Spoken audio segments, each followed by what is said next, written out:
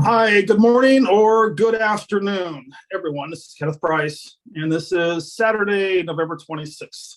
I'm on the East Coast, so it's 1 o'clock here. I advertise this meeting as being 10 a.m. Pacific time. I'm on Eastern time, so 3 hours time difference. This is our fifth meeting that bridges two of my foundational programs. My first foundational program was the 12 Steps. My second foundational program is A Course in Miracles. And so I host these. Well, I've hosted, this will be the fifth one. I've hosted five, this will be the fifth one. We've done four in the past. Just to bridge the 12 steps to the Course in Miracles. That's the general gist of these meetings, but if you've ever watched any of my other Zoom calls, they go whatever direction they need to. I don't do format and I don't do structure. So I do advertise this on my psychiatric sobriety webpage. In a nutshell, this is how I got psychiatrically sober. It's how I got sober. It's how I got sane. It's how I became happy. There's many different paths, but these are the two that I've chosen. In general, this is also why I like to host these. 12 Steps is a tremendously beneficial and powerful and phenomenal program because of its simplicity, and it's also very limiting at times. Can be limiting at times because of its simplicity. Now, the Course in Miracles picks up the metaphysics where the 12 Steps leaves off. Perfect. You run the two side by side. Bill W. even called, he was the founder of the 12 Steps. He was the founder of Alcoholics Anonymous, but I go back up the ladder of the 12 Steps. He called it spiritual kindergarten. So I call Course in Miracles spiritual graduate school or spiritual college. So anyway, that's my brief introduction. This is being recorded for YouTube, and my recordings all last about an hour. I like to get as much viewer participation as possible. And Reverend Dale Blackford is going to come on or about 15 minutes into the call. And usually once he gets on, then he delivers his Sunday. We get his Sunday morning sermon on Saturday. So I just kind of want to give everybody a heads up for that. So they go any direction they're supposed to go. Let's see who we got. We got so far we just got Jenny, one of my new mighty companions. So how you doing, sweetie? What's going on this morning, and how you feeling, and anything? I call it a 12-step to A Course in Miracles. If we go in that direction, great. But these are guided. Oh, speaking of guidance, I forgot to say the healer's prayer. I'm sorry. Give me one more second. Healer's prayer. All right. Since they're guided, it's not about Kenneth. It's about spirit. And I start off every meeting with a prayer. I'm going to call this is called the healer's prayer. We are here only to be truly helpful, and we are here to represent him or her who sent us. We do not have to worry about what to say or what to do, because he or she who sent us will direct us. We are content to be wherever he or she wishes, knowing he or she goes there with us. And we will be healed as we let him or her teach us how to heal. That's basically, just say that prayer, every day for the rest of your life, and we'll be just fine. How you doing, sweetie? Let's see we got three. Let me do gallery view. I think Casey's on. Let me see. Press that. There. Hey, buddy. What's up? Dale's going to be on in about 15. So we got about 15 minutes before we get to fasten our seatbelts. Here we go on a metaphysical ride. He's right. You can see why I want to record him. You got to go back and take notes. He's been doing this his whole life. I'm a newbie. I'm not a newbie, but I haven't been. I'm not a minister. Anyway, what's up, buddy? Oh, nothing much. I'm gonna try this. I'm kind of like in this little it's like a little kind of a secluded little room in a little coffee shop, so I can get some Wi-Fi and try it this way with some video this time around. We got a new mighty companion on board. She was on. Let's see. Today's Saturday. I think she came. Jenny, did you come? You came on Wednesday. She came to our Wednesday, the psychiatric sobriety midweek Zoom, and she's back. And so Jenny, this is Casey. Casey, this is Jenny. Hey. Say hi to each other. Yeah. Talk amongst yourselves. Well, I got all excited about getting off my medicine, and I told everybody I was going to do it. And then I talked to my doctor, and I somehow ended up getting on more medication. And then, but with the long-term goal of getting down to one pill instead of 3 different pills. I got it, Jenny. Why don't you and I join? I said I told you yesterday a messenger that I'd get back to you, and I've been underwater with this project I'm doing. Why don't you and I join on that individually? Because that's very. I am so privileged and honored that you have brought that in, because bringing it to this container is all guided. Trust me, I had to go through that years ago, and let's you and I personally go through that. And we'll just kind of keep this meeting, geared towards these 2 programs, the 12 Steps and Course in Miracles. And also, I'm glad you showed up, because these 2 programs are how I was able to surrender my meds. And so, it's kind of like we discussed on Wednesday, with the spiritual foundation, basically, you can, what's that old biblical phrase? A mustard seed can help me out. A mustard seed can move a mountain. I'm drawing with the faith of a mustard seed. Yeah, faith. That's why I'm a 12 stepper. Bill W. said from the very beginning, steps 1, we were powerless, and step 2, came to believe. Number 1, on our own, with our own thinking, with our own ego, ain't gonna work. But number 2, with the thinking of a higher power, all things are possible. You can see why I'm so adamant about these 2 programs. Now, Bill W. very succinctly just said God, and he left it to basically higher power and pointing towards God, because he didn't want to make it religious, but he could not make it secular. I had troubles with that. It was the simplicity just went. My ego was too strong to capture the simplicity, and I thought it was all woo-woo, until I found the Course in Miracles. And the Course in Miracles began to it penetrated the ego it was a Trojan horse, went through the back door, got into the sentinels, got through the barricades, and slowly began to unwind the ego. And by the way, Jenny, that ego was what contained my mental illness. That ego is what contained my addictions. That ego is what contained my unhappiness, my violence, my depression, my anxiety. I couldn't be more thrilled that you're on. Once that began to unwind, I didn't need pills anymore.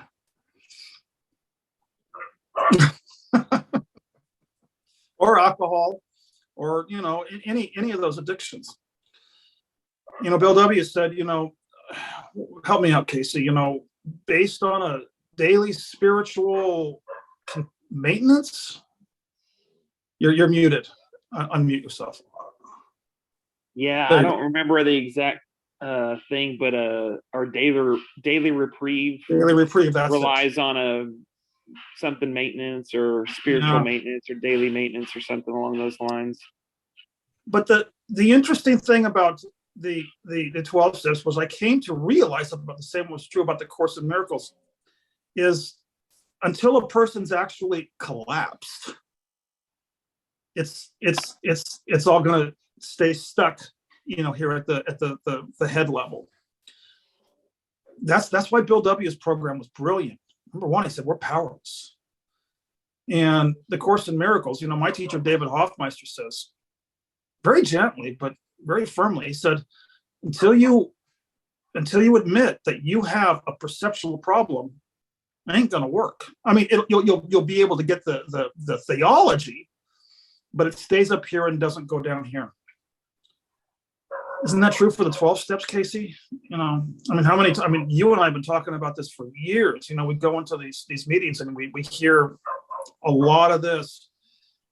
But you've been coming to me saying, Kenneth, I'm not sensing I mean, I'm hearing all the right words, but you've come to me and said, sometimes I just don't sense. And I've invited you. I said, follow your senses, because that's, you know, the words can be poignant, accurate, and par excellence, but they've got to come from this place, a direct experience of humility. Basically, a person has to have done their own work. Jenny, I'm so thrilled you're on, because this is basically how my parable shifted, how my miracle manifested. And you've heard my story, 25 years on psych meds, benzos, and let's not go into all the addictions. Truly, when they say a course in miracles, they're pretty true. Fill in the blanks, Casey. Oh, well, you mentioned what I heard about the kind of hearing it and then it not resonating, or it's not, it's not hitting the heart, so to speak, is I mentioned this in a group a couple days ago. I was like, I don't know what it was, and like you said, that they say until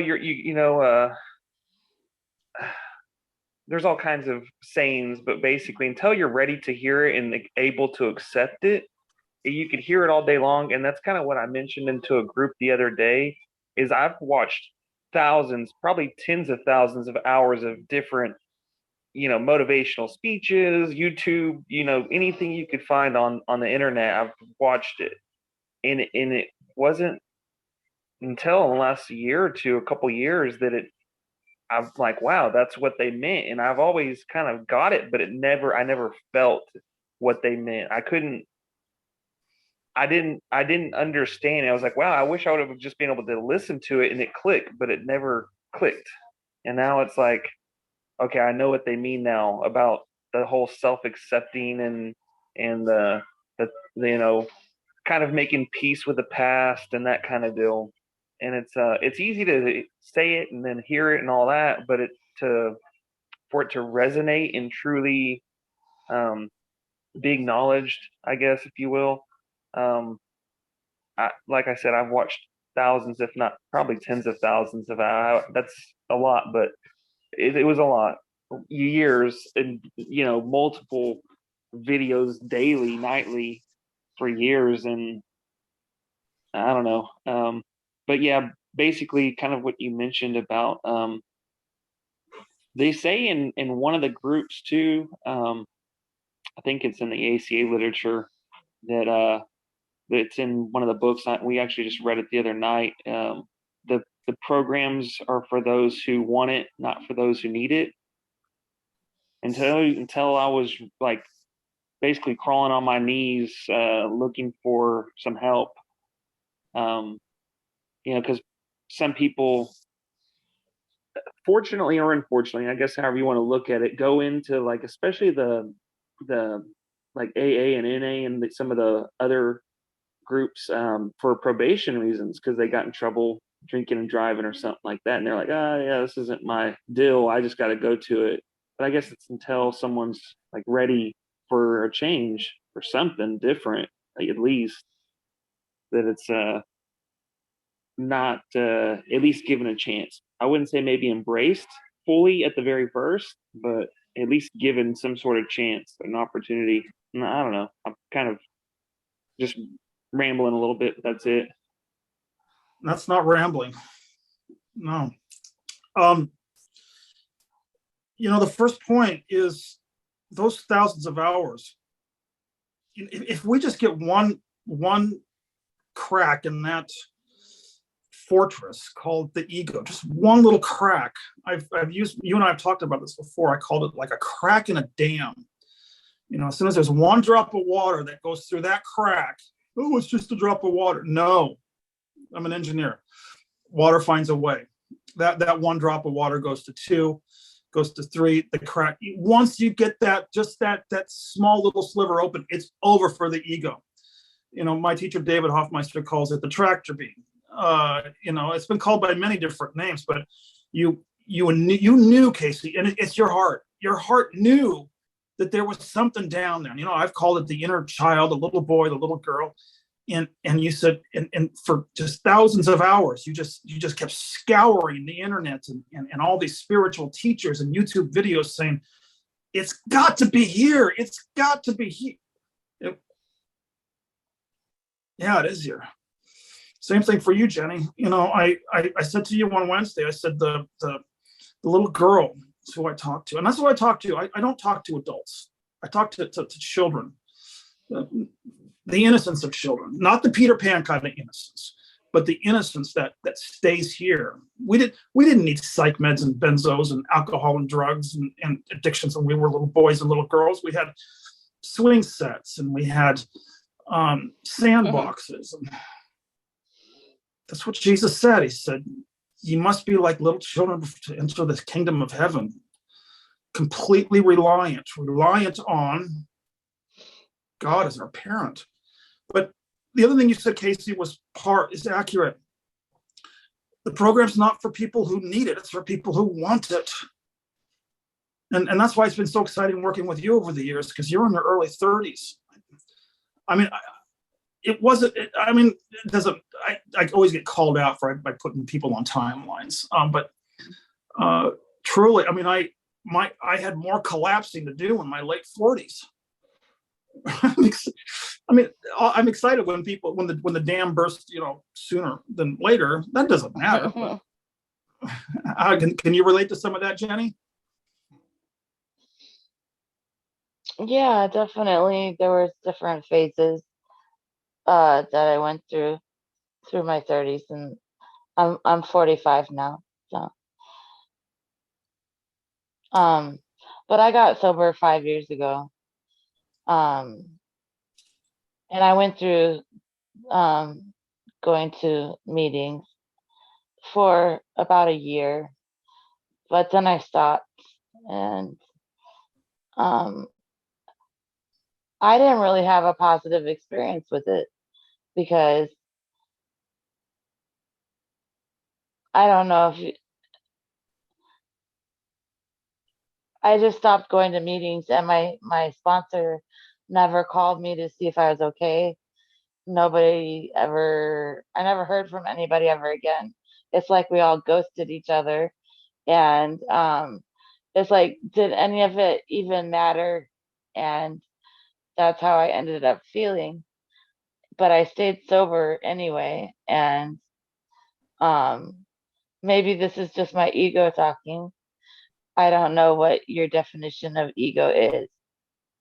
Well, for one thing, breathing is of the ego. So, if you want to be out of ego, you got to stop breathing.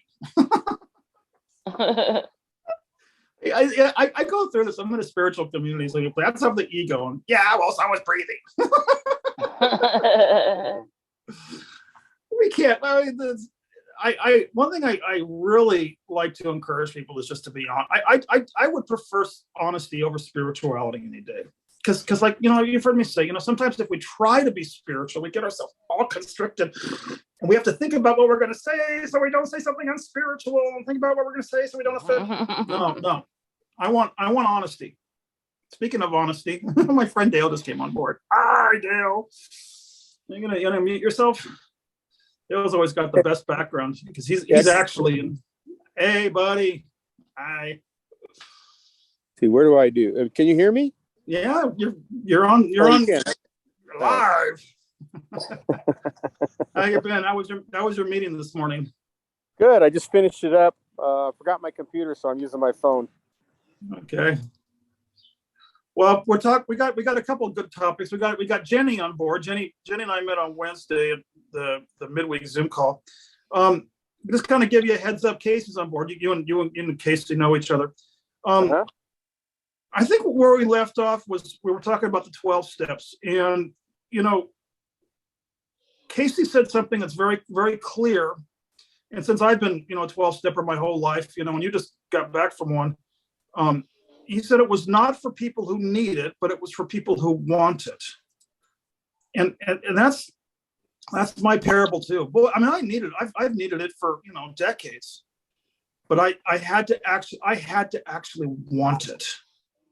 And it's kind of like that Zen master said, you got to, my teacher, David Hoffmeister, kind of said the same thing. He said, you got to want God, more than your next breath, or you've got to pursue God like your hair's on fire. That's kind of far out there. But when you get to be like my age, 55 years old, and you've seen, it's like we used to say in the 12 steps, the data is in. It doesn't work. The ego, in other words.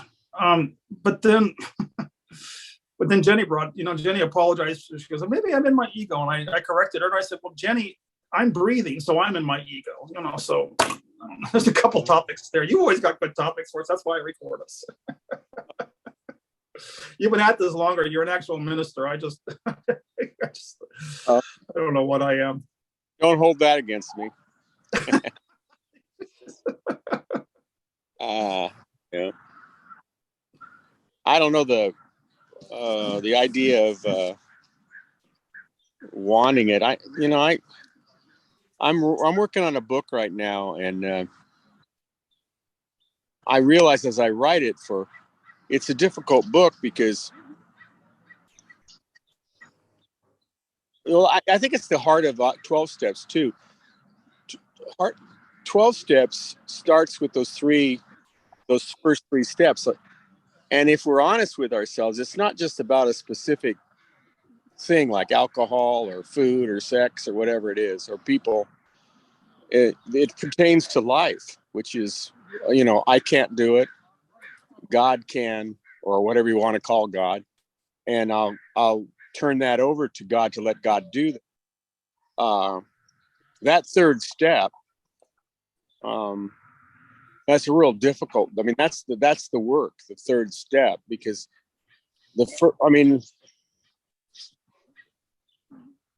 I find for me, like, that goes back to Einstein and his quote, like, you got to, really only need to make, I'm paraphrasing, he says, you really only need to make one choice. And that is whether or not you live in a friendly or a hostile universe. It makes all the difference, because if I live in do you rely on your nature or do you not?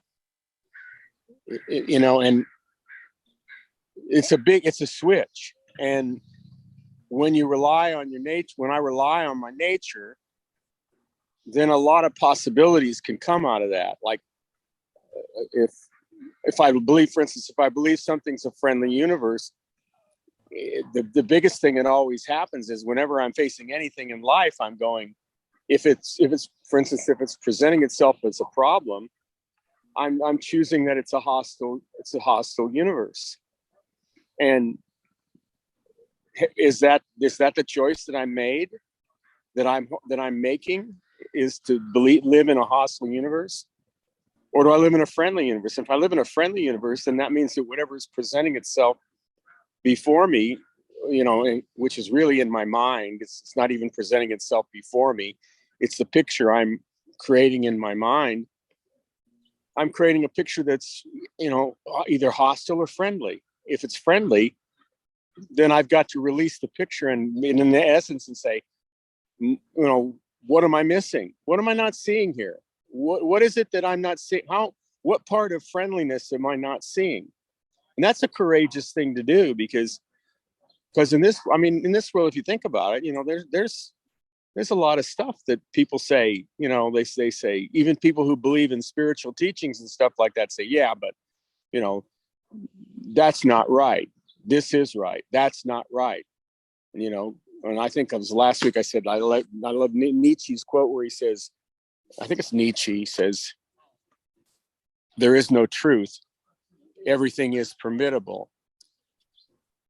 But, it's only permittable to a spiritual being who is eternal and sacred and basically invulnerable. That's the truth. In the world, to a human being, wow. I mean, that's a whole different ballgame. I mean, if you're attached to the world, everything and anything can hurt you. And everything and anything matters in the world, because your connection is with the world. And your reality of who you are is attached to the world. Where And even the 12-step program, for me, the 12-step program, remember the first time I did a 12-step program was in treatment, and I went to, this is like 20 years ago. I was in, not the first time, but I was in treatment, and I went to a treatment meeting. We got out like the third week and went to this treatment meeting in Prescott, Arizona. And I remember there was a big meeting of men, and it was on sex and love addiction, which is like, I don't know if you know about love addiction, but love addiction is like super codependency. Yeah, that's what it is. And when I shared, I said, I'm just so grateful for this addiction, because it's really bringing, the truth to me that there are easily like 3/4 of that room was really pissed off at what I said, really pissed off at me saying that I could dare grab the addiction and say, I'm grateful for it. I'm grateful for it. Now, in a friendly universe, you are grateful for it. Of course you are. You're grateful for everything that, is there to show you life and to show you reality. But in the world, not the case. You can pull out examples and say, this is why this is wrong. This is why this shouldn't be. But when you start seeing who you are, you can't say that anymore. I mean, it goes so far down the rabbit hole that you just cannot even conceive of it. I mean, particularly if you think of yourself as like what I'm starting to see, that I'm not even an individual, that the one that I look through, the observer, is the one observer that seemingly all us parts look through individually, but we don't. It's the one. So I'm, literally, I'm not just like you. I'm not close to you. I am, we are one. We are one being. And that being, so whatever's happening to this one being, if you're present, it changes how you see it. I mean, though, really the way it changes how you see it is you have to let go of your judgment about what you're seeing. You have to really remain open and say, like for me, I'm really been in this world. I've been living with a question that became an affirmation, that became more of an operating system, which was, I don't know that this means what I think it means. I mean, I'm running on that 24/7, 365. I don't know that this means what I think it means. I just don't know. And yeah, so I don't know. There's some stuff there. Well, there's lots. I always take notes. And when you talk, I take more notes than everybody else. I don't know. Anybody want to go there? We got about 7 topics out of that one. The attachments. I jumped onto that one. I'm remodeling. This has been going on for 30 years. I attach. Remember an Al-Anon? Detach. No, I want to attach. Detach. No, I attach to my work. Just 2 hours ago, I put together. I'm doing rough plumbing for a new bathroom, and I had one of the 1.5 inch PVC tees was just a little bit this way, and then I said, can I slide the 1.5 inch into the tee, and I got it in. No, I don't know if I got it in perfectly. And I stared and I attached and I looked and I watched my mind. My ego's going around and around and around, just catastrophizing attached to this one PVC fitting. And everyone knows that PVC can be cut with a hacksaw and glued back. Talk about being in your ego. But then here's what you also said, Dale. You said, and this is why I want these recorded, and I want this conversation, especially Jenny over there has had some difficult times with the 12 steps, which we could get back to. Jenny, you and I have got a lot of joining to do. But, I want to do the 12 steps to stop drinking, my drinking addiction. Well, you're right, Dale. The 12 steps pertain to life, not just, putting down a single substance. And perhaps that's why when you speak, you're so holographic, and I can capture so many notes because there are no separations. Everything is completely in a woven tapestry, and that's why you shared before that when you lecture, you don't know what comes out of your mouth, but you patiently wait for it to go in, several different directions and then come back. And when it comes back, usually whoever is doing your archives can then get the topic of your lecture, but it doesn't come out until you're done. No, and I don't know. You said, I think this is the one thing I like about, I guess I want to really, since this is 12-step and Course in Miracles, it's really interesting because on the surface, if you look at 12 steps and Course in Miracles, it's like, what? Like, how could those things fit together? Because they don't seem like they fit together. And it's how you practice it. Like, for instance, in 12 steps, they say that like the addiction is the disease. Okay. Well, that's okay as long as you realize the whole world's the disease. As long as you realize that, then you're okay. Because then you can obviously say, like, well, I'm going to fix the disease. And it's like, you're going to fix the disease and the painting that is nothing but a disease. You're going to correct that. Good luck with that. I mean, the 12 steps is like 12 steps can be like it's a companion piece for my ego, because my ego and I are like on this relationship right now where we've talked about this, where my ego is going like real clear as got it, finally got it. I had to go in the dark night of the soul for about 2 years to get it with the ego, and then coming out of it where the ego finally got, you're not going to be able to do what I want you to do, are you? I mean, to protect the things, that the ideas and the beliefs that we have, the false beliefs and stuff that we've stored inside, that you've authorized me to protect in this world, unconsciously, and really push your buttons and move you around. You're not going to be able to do any of that, are you? No matter what I do, are you? And I go, no, I can't. I lost that. I have no faith in it anymore. So I don't have any juice for it. So I can't. I mean, so if you scare me, it's be like me back in the shower getting like, boo, you're gonna die. You're gonna die. What are you gonna do about it? And I'm just gonna sit there going like, I don't know. Why are you saying I don't know? Because I don't know. I mean, yeah, I get this is a scary thing, but but the reality is I don't have any answer for you. I don't have an answer because I can't do anything about it. And when I can't do anything about it, then then the ego's going like, well, wow, what's going to happen to us? And it's going like, well, I think we'll be okay. And the ego wants to survive. It doesn't, it was created to survive. We formed it to survive. It doesn't want to die. So I help it, we give it life by the reality of what's really truly going on. And then, so now the 12-step program becomes a window into the truth that makes me free. The 12-step program, because it targets attachment and addiction.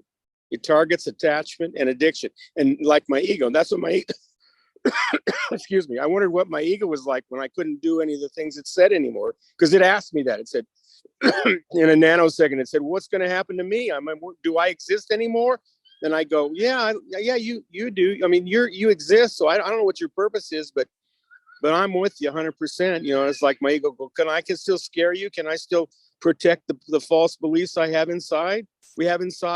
And I go, sure you do. You can do that because that's what you do. Now, this is the neat thing about life, because who would say that in a rational, world-changing workshop format that, the lies, you're great at telling lies. But that's the point. It's like you're on stage telling lies. This isn't reality. And the show and whatever it is that is attached to the show that you're doing, telling lies, has meaning. Why? Because it exists. And everything that exists is in a friendly universe. So therefore, it must have incredible meaning. But even if I don't know what it is. And, it does. And then, so now I find that the ego is really great, because the ego will bring up ideas for me that like problems or something, and we'll have this nut, in an instant. It's like, oh, but you can't do anything about it, right? No. And you're going to want, and the ego's saying like, well, you can't do anything about this. And the being is saying, no, I can't. And then the ego saying, but you want me to let you look around and not fight you on that? And I go, yeah, because I'm not going to move the furniture. I've already told you I value you. I value your opinion. I value everything you do. So I'm not going to fight you on that, but I'm going to look around. And I'm and it's like almost we have a joke about it. I'm going like, and I'm going to find out that the basis for what you're guarding is false, and that's going to turn into a lie that will dissolve away, and you'll have nothing to guard. And the ego goes, I can live with that as long as I can go back down and get another lie to defend. Is that okay? I go, damn straight, it's okay. Bring them on, brother. Bring out the next lie that I haven't looked at, because let's do it again. Let's see the truth that makes us free. And that's what this turns into, is a process of revelation of the truth that makes us free, which on this existential journey we're on here on this planet Earth is not the higher truths. It's not like, does God exist, or what does that feel like? That's great, but the real truth that makes us free is what am I believing that's a lie, that's not true, and that can actually just dissolve away when I see that about it, of how it was formed, and what else there is beyond, instead of that lie. And 12 steps, wow. And then you got a group of people that sit together and talk, and it's almost like they're saying, you thought that was a lie that you were living? Let me tell you about the lie that I was living. And then, it's like somebody tells me a lie and I go, geez, I'm actually kind of living that right now. Thanks for doing the field work. Because, I was really trying to really burrow myself into that and prove that wrong. But by creating suffering, and you've actually done that. So that's like, oh God, thank you. Thank you, brother. Thank you, sister. It's like, it all works. I don't know if that sounded wacko to you, but to me, that's how I see it. Like, Dale, I've known you for what, 13 years. I'm still waiting for wacko. I found wise. I found complicated. I found helpful. Not wacko yet. But here's why this is so valuable, to myself and enough that I'm just so anxious to record these. Is the first thing that I heard you say is the whole world is a disease. And when I discovered that, it wasn't personal anymore. Oh, I'm an alcoholic. Oh God, I'm covered with a disease. I've got smallpox. I've got, I got to put makeup. No.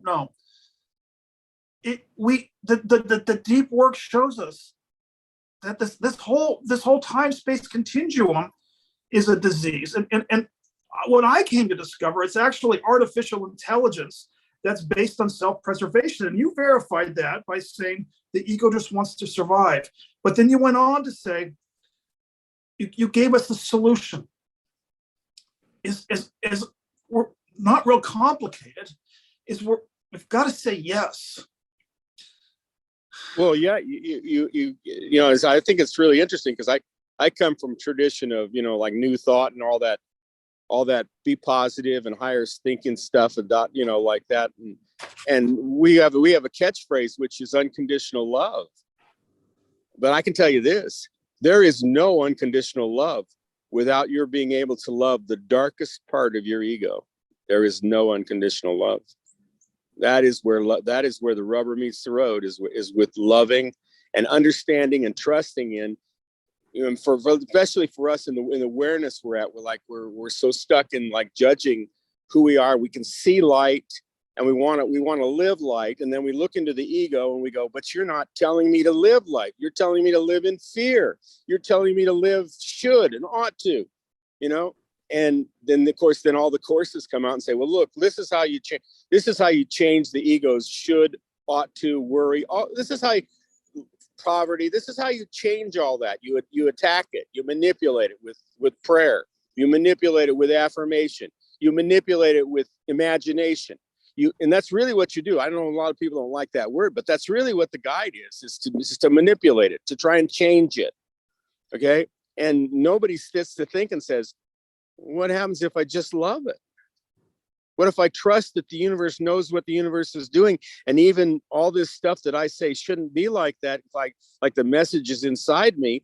What if I'm not seeing it all? What if I'm really not seeing it all? And if you're living in a friendly universe, you're definitely not seeing it all, because you can't have an ugly, oppressive, lying, deceiving, manipulative, bad ego in a friendly universe. You can't have one. You cannot have one. That's a real key feature for a hostile universe. You have to, that belongs in a hostile universe. And if you want to treat your ego like that, I mean, welcome to the hostile universe. The friendly universe is the one where you sit, you start to love it. And see, I mean, I don't know if I can say you can start to love it right away, because you have to, this is like, it's like you got to be willing to. And willingness is a strange, I mean, think about that. I've got to be willing to love my ego as it is. That's quite a statement, to be willing to do it. I remember my good friend Larry Davis, who passed on 7 years ago. He was a really good friend. You'd heard him. He was a great friend, and he was such a good person for me to bounce my stuff off with. And I had been working with the idea of willingness for years ago. I was a friend of mine for 35 years, and I'd come across a prayer that mirrored that idea in me, and that prayer was this. And ignore the labels and stuff, because it doesn't really matter. But the prayer came across like this, because I don't see God as a father, but this is the way the prayer came across. And it was, Father, I place my entire being in your hands, and I am formed according to the perfect pattern which you planned and prepared for me in the beginning. I'm going to say that again. Father, I place my entire being in your hands, and I am formed according to the perfect pattern which you planned and prepared for me in the beginning. In other words, there's the seed of perfection that I am is going to express itself, not by my will, but my willingness to be molded in, and to be, however you want to look at it, evolution, whatever. I'm going to be molded into that, because I'm willing towards that. And this idea of willingness, when I really started grabbing hold of it and said, saying I'm just going to work with willingness. And I talked to my friend Larry, and I said, let's pray this together, this idea of willingness. And Larry was always pretty perceptive of things, particularly in the world. He could see things. And he said, when I said, let's pray this together, he said, this is my best friend. He says, I'm not going to pray that prayer. I said, why? And he said, why wouldn't you pray that? And he says, can you imagine what that's going to do to your life? To pray that prayer, to be willing to be molded from what you're doing right now. And I thought about it. I didn't think too much, but I tell you, after I went deep into incredible, dark, the bottom of depression, through the dark night of the soul for 2 years, after I got out of that, I understood what he was saying. Because when that was through, if someone had come up to me after those 2 years of depression and going to that hopeless area where where I was finally able to just let go in it, if someone had asked me and said, are you grateful that you went through that process? And I go, oh my God, am I grateful?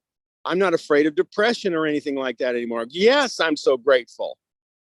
And then the next question was, would you want to see like your daughter or someone like that go through that? And I went, or would you like to go through it? Would you be willing to go through it again? And I went, God, I don't know about that. I don't know. I mean, it was incredible, but it was also my ego's going like, whoa, slow down. That's a big chunk to bite off. Just, when I went through it, I didn't know what I was going through. I just went through it step by step. And as it deepened, and as it was almost like God said, you're not going to like this, but it's going to actually break some things up. And before you're even going to feel any success in this breaking up, you're not going to like this one too. It was all present moment. It's like, you're not going to like this one either. And you're not going to like this one either. And you're not going to like this one either. And I'm screaming and crying to Jesus, because my grandfather had taught me and had proven that if I called out to him in the world, he would almost intercede and break up the dreams that I was getting lost in. He would almost intercede and I don't know if it's a he or whatever, but that's how it appeared. And that had happened. And then, of course, when I went in the dark night of the soul, I'm crying out, going like, help me, I can't take this anymore. And I got nothing. I got nothing from Jesus. Not a fucking thing. Nothing. Not a thing.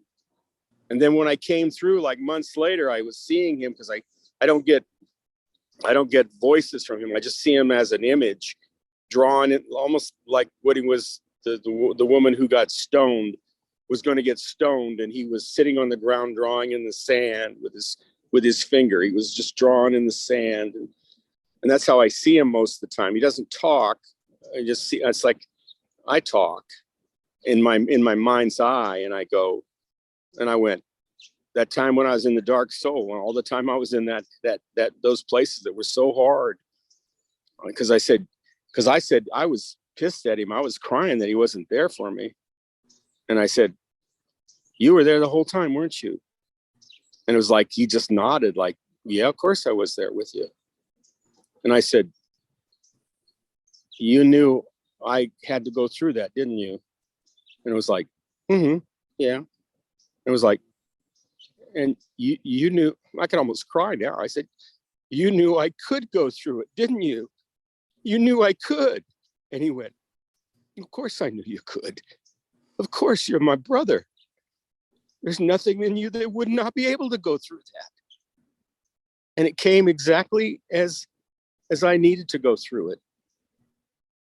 And that willingness, the willingness to be willing to start with attachment, like it's quite an act to be actually know that you are attached to something. You have no idea how you did that or how to free yourself from it, but you live in a friendly universe where it can be released instantaneously, and you say to yourself, I'm willing to walk that path. I'm willing to go through that release. That's when my friend says, I don't know about that, because you ask and you really say, this could be the dissolution. The world that you're asking to be freed from is the same world that you think is so hot. It's the same one that you're imprisoned in. You're just like certain parts of the prison. You think the prison is pretty cool at certain parts. And if you're going to be willing, you're going to have to turn over the best parts of the prison too. You're going to have to turn it all over. And what, right now? No, not right now, but whatever's in front of you, you're going to have to look at releasing, because, it's not going to be, Jesus isn't going to come riding in on a white horse and say, hey, I got my magic wand here. The suffering you have about attachment to this, just let me tap you on your sweet little head and it'll be gone. No, you're going to have to walk through it and see what it is. You see the truth that makes you free. And piece by piece by piece. And then there's a freedom. That freedom comes from that. And you don't actually go through it until you're ready to go through it. I mean, even willingness, you can't, I do counseling and stuff like that. And one of the things I tell people right all the time when they're going through anything like this, because they always wonder if there's something wrong with them. Like, and I always say something like, because this is true. I always say, you can't, I say two things, basically. I say, first of all, you can't mess this up. Do you understand this? You cannot mess up this process. That's impossible. You can't make the wrong choice. You can't procrastinate the wrong way. You can't miss it. You cannot do that. Once you're willing and you're on this pathway and it's moving, once it's moving, you cannot do anything wrong, because, first of all, there's nothing wrong in it. So you can't do anything wrong. So you can't, when your mind says you're going to mess it up or you're going to abort it or you're going to do the wrong thing, you're going to have to just let those puppies go, because that's nonsense. That's nonsense, to the ego. And then the other one is this, and that is, if you think you can speed it up, forget it. It's not in space time, and you're not going to be able to speed it up. You're not going to be able to screw it up. You're not going to be able to speed it up. In other words, you're taking it out of you're taking your ego, and you're saying, you know what? You can cry all you want, and you can threaten, and you can say what you need to do, but we're not going to be offering any tools to act on anything you're seeing, because none of it do we have any faith in anymore. None of it do we have any faith in anymore. All we know is that it creates suffering, useless, unnecessary suffering. Well, not totally unnecessary, not useless, because all suffering there is meaning to suffering. Even if it's the most strange suffering, it's still the way that, the universe says, okay, are you ready to sober up here a little now? It feels like you're in a lot of pain here. So you ready to kind of like not be in a little pain, not be in a lot of pain? Ready for the truth that isn't pain? No, I need some more.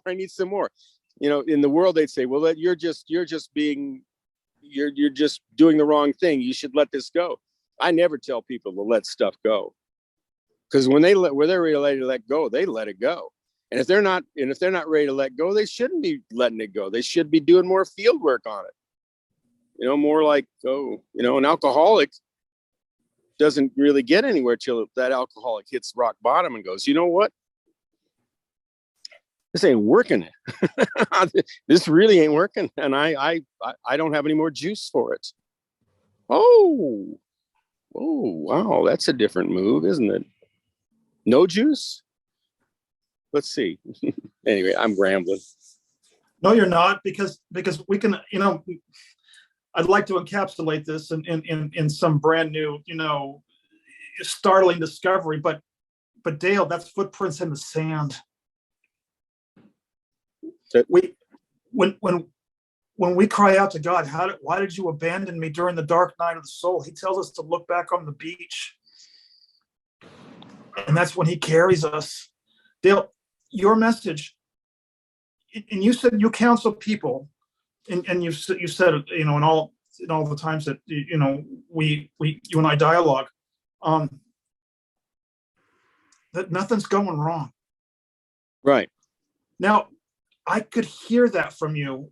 I'm 55, so that must have been about 14 years ago.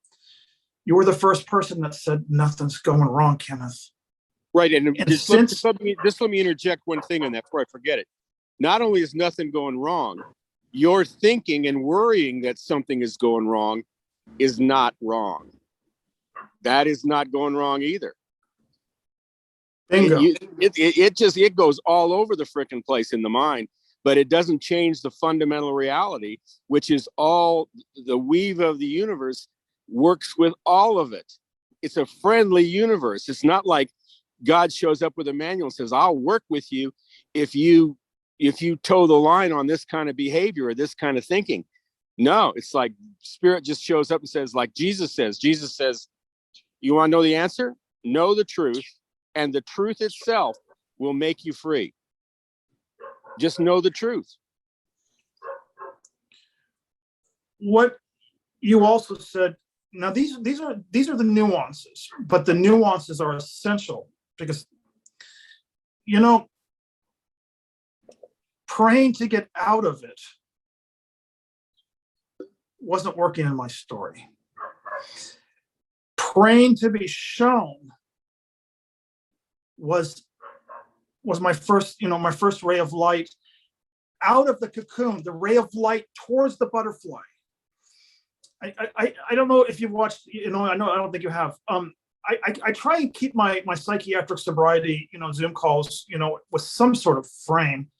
And the frame is, I got it from you, by the way, 13 or 14 years ago. Caterpillar, cocoon, butterfly. Very simple. And the way everyone in the cocoon will be the butterfly. It's just, if we have a roadmap for the cocoon itself, it doesn't need to be, well, I don't want to go that. The roadmap is to say yes to the cocoon. When so much of my spiritual new age training told me that to try and fix what was wrong. Right. Old paradigm. Exactly. But even more so, it's like, I'll tell you right now, I won't go in the cocoon, even though I know what it is. I won't willingly go in the cocoon. My ego will say, you love me. My ego will say, you love me, and you're forcing me to go into this fucking shithole. Excuse my French. You may have to bleep that, I guess, from it. But it's like, this is where our bodies dissolve and where everything ends. It's where we die. And you're saying, well, we'll be reborn again as the butterfly. And it's like, no. So for me, in a friendly universe, I got to tell you, for me, in a friendly universe, I don't consider being shown guidance friendly. I don't. That's not friendly enough for me. Friendly for me is the Holy Spirit, or wherever you want to call it, actually carrying me in its love and its grace right into the place that I need to be. And it's whispering to me, let me show you how beautiful this is here and now. So that I'm not even even facing the thought of going into a cocoon. I'm actually finding myself into something that transcends the cocoon. You understand what I'm saying? I'm in an experience that transcends my understanding, my fear, and all the things that I would judge it by. It's like the spirits, that's the friendliness I need. I need that grace that takes me in as a holy being to actually experience it in the transition, so that I'm just feeling like I'm just being loved all the way through it. And I realized that it was actually possible through that dark night of the soul that have happened to me. However, the spirit did the best it could with me, because I was just holding my breath all the time. I was just holding my breath all the time. I was just taking breaths when I ran out of breath. And that's the only time I was taking breaths. I was going like, just, and then after, even after year and a half, of it, which I won't go in the whole story, it's longer than that even. It was about almost 2 years, and I'd already been healed. And I'm not going to go into that story, but I'd already been healed. I didn't know, it had happened in an instant. I'd been freed, and I'm still going like, and then the voice whispers to me like that loving voice does. And it says, Dale. And I go, what? It goes, Dale. And I go, what? As I'm, excuse my cough. It says, how long has it been since you worried about the future? And I went, oh my God, I don't do that anymore, do I? That's not part of my life anymore. Oh my God, I'm free. And I took a huge breath and cried. And then I kept breathing. But it took me almost it took me like 6 weeks of being healed and holding my breath to work through that. And that's what I needed. But still, the Holy Spirit didn't come to me and say, what the hell's wrong with you, Dale? Why don't you you've been freed. God, you little wimp. Why don't you just start breathing? I just freed. No, that is not how the Holy Spirit works for me. Because if the Holy Spirit worked for me in my friendly universe, if a God came up to me and said that to me, you know what I'd say? If God came up to me and said, why didn't you do that? Why didn't you do that? I'd say, shut the F up and get out of here. I want the other guy, the other God. You are a false God, and I want nothing to do with you. Get out of here. I want the one that loves me. I want the one that brought me here in its bosom, and that did not cast me out into a crazy place to see how I would fend. I want the one that says, I've always loved you. And even if you're afraid, I'm going to take that fear and I'm going to build that into something that you're going to just be so grateful that you went through it for. You trust me? I go, yeah, I trust you. I don't trust anything else in this world, but I trust, I trust you, and people, the same thing. I don't trust people's egos and stuff like that, but I trust them. And because I trust them, I guess I do trust their egos in a way, because it's like there's a common ground there now that we meet at, because at least I'm showing up there going like, hey, we're here. We're not ego, and I'm showing up. And if you don't want to show up with me consciously, that's okay too, but I'm not going to show up with you as who you think you are, because I'm not going to be who I was thinking I was with you. Those days are done. Those days are over. That was nuts. Dale, that's why I've been thrilled to have this technology with this record button, because I'm going to have to go back to this. We're at 59 minutes, and I like to keep these recordings. We'll keep the Zoom room open long. I actually got to go back to work, but thank you, Dale. Thank you, Casey, and thank you, Jenny. When someone, it's really true. When two or more are gathered, there's we can go back in the transcripts to what Dale said and Casey and Jenny shared. But at this point, I mean, the transcripts are just getting larger and larger and larger and larger. It's faith and love, folks. All right. So anyway, this is Kenneth Price on Saturday, November 26th. This is the 5th Zoom meeting that I've hosted that is a bridge between the 12 steps and A Course in Miracles. So I record these for YouTube because I just am thrilled to get all this wisdom documented and to go back and to remember what was said. If you're watching this on YouTube, leave your comments below. And I got a link to a website that I've got. I got a website called Psychiatric Sobriety, and love to have you on board for some of these Zoom meetings. So it's on the website. God bless, and may the force be with you. This is just the end of the YouTube recording. The Zoom's going to stay open for as long as we want it.